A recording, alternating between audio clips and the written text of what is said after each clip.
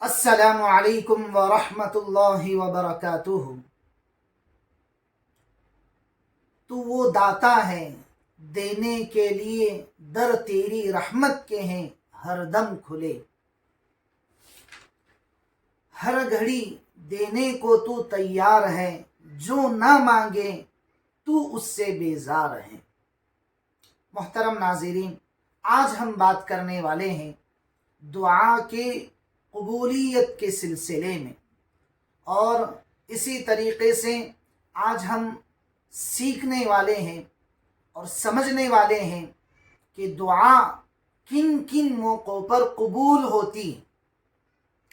تو سب سے پہلے چیز آپ یہ سمجھ لیں کہ دعا ایسی بڑی دولت ہے کہ جسے یہ چیز مل جائے اس کا تو نصیب ہی جاگ جاتا ہے۔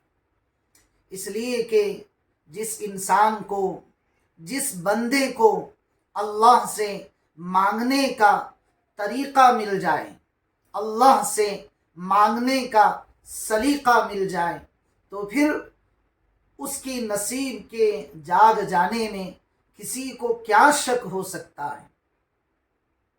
تو چلیے ہم سب سے پہلے یہ چیز سمجھتے ہیں کہ اللہ کے نبی حضرت محمد صلی اللہ علیہ وسلم نے ارشاد فرمایا ہے کہ دعا مومن کا ہتھیار ہے، دعا عبادتوں کا مغز ہے۔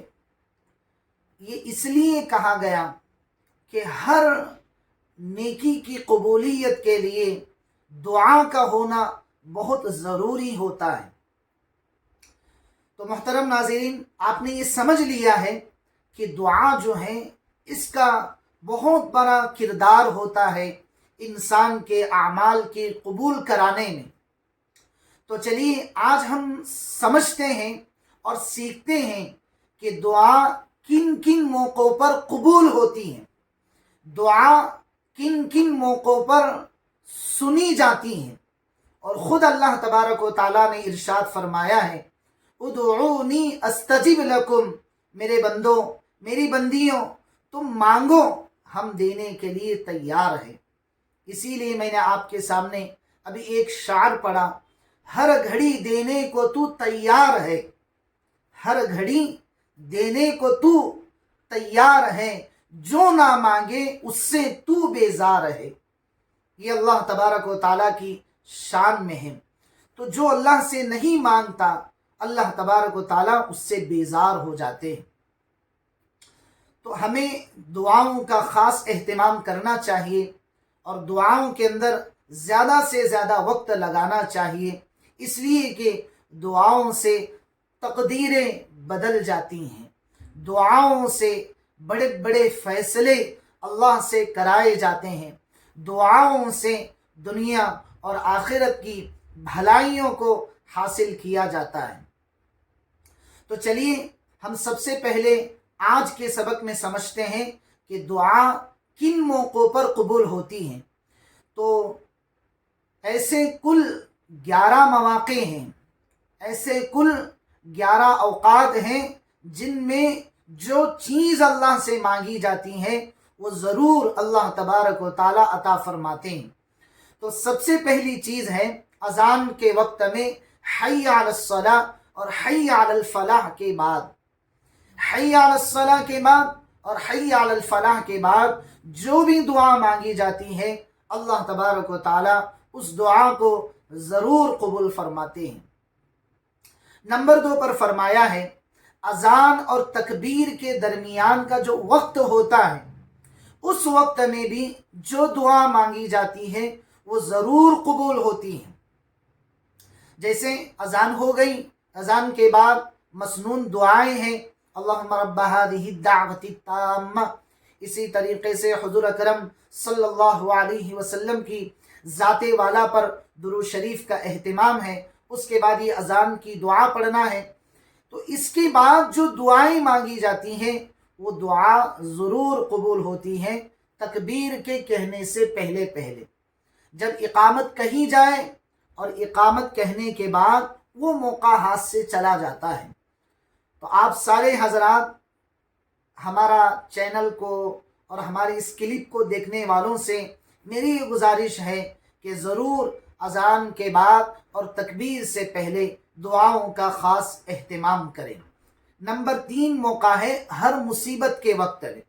آدمی پر کوئی مصیبت آ جاتی ہے، کوئی آزمائش آ جاتی ہے، کوئی تکلیف آ جاتی ہے کہ جس تکلیف میں، جس مصیبت میں آدمی جو مانگتا ہے اس مصیبت کے موقع پر، اس تکلیف کے موقع پر جو دعا مانگی جاتی ہے وہ ضرور قبول ہوتی ہیں۔ تو اس لیے تکلیفوں کے آنے کے وقت، مصیبت کے آنے کے وقت، اسی طریقے سے آزمائشوں کے آنے کے وقت گھبرانا نہیں چاہیے، بلکہ یہ سوچنا چاہیے کہ اللہ تبارک و تعالیٰ نے ہمیں اپنی ذات سے مانگنے کے لیے یہ آزمائشوں کا ایک موقع دیا ہے۔ یہ 3 مواقع ہوئے۔ چوتھا موقع ہے فرض نمازوں کے بعد، یعنی آدمی روزانہ 5 وقت کی نماز پڑھتا ہے، تو 5 وقت کی نمازوں کے بعد جو دعا مانگی جاتی ہے وہ ضرور قبول ہوتی ہے۔ اس لیے ہر فرض نماز کے بعد کم سے کم روزانہ ایک دعا ضرور مانگنی چاہیے۔ یہ 4 مواقع ہوئے۔ 5واں موقع ہے نمازوں کے بغیر سجدے میں جو مانگا جاتا ہے، یعنی آدمی نماز میں نہیں ہے لیکن سجدے میں دعاؤں کی شکل بنا کر سجدے میں اللہ سے مانگ رہا ہے، تو یہ موقع بھی دعا کی قبولیت کا ہوتا ہے۔ سجدے میں جو نماز کے بغیر سجدہ کیا جا رہا ہے، اس سجدے میں وہ دعا اللہ کو بہت محبوب ہوتی ہے۔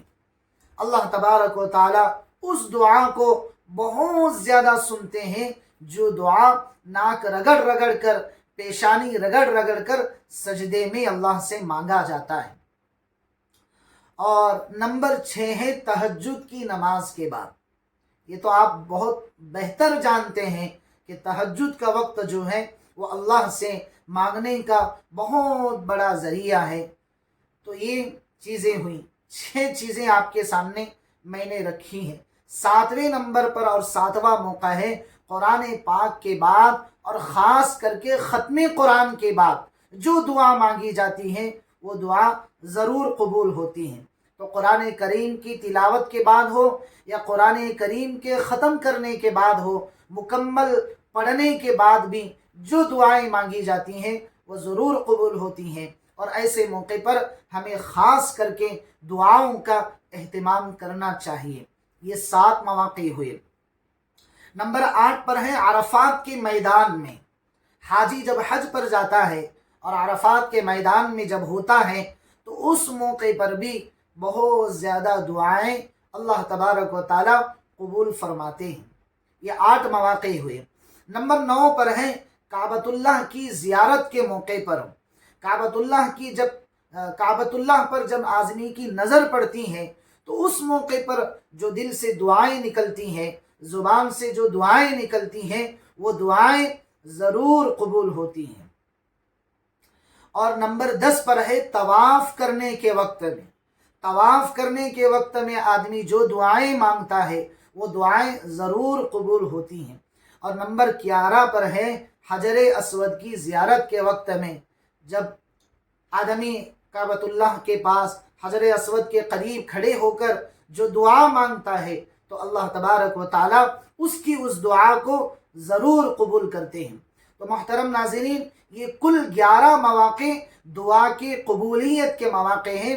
ان موقعوں سے اگر ہمیں کوئی موقع مل جائے، ان 11 مواقعوں میں سے اگر کوئی ہمیں موقع ملتا ہے تو اس موقع کو ہمیں مس نہیں کرنا چاہیے، اس موقع میں ہمیں غفلت نہیں کرنی چاہیے، بلکہ اس موقع میں ہمیں دعاؤں کا خاص اہتمام کرنا چاہیے۔